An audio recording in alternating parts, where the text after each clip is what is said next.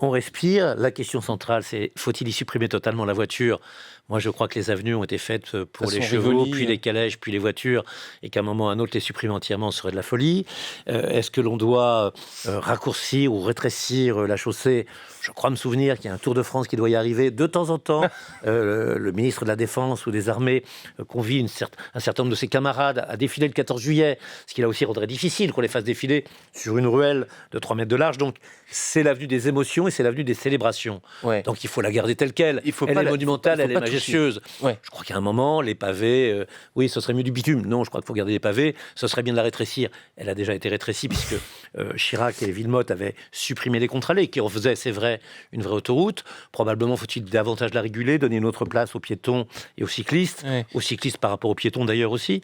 Mais il faut en garder les proportions. Quand même une avenue qui a été décidée par une tripotée de rois et de reines qui avaient sûrement des défauts. Certains ont même perdu la tête dans le bas des Champs-Élysées, mais avec quand même une certaine vision de ce qu'était l'axe royal jusqu'à Saint-Germain-en-Laye.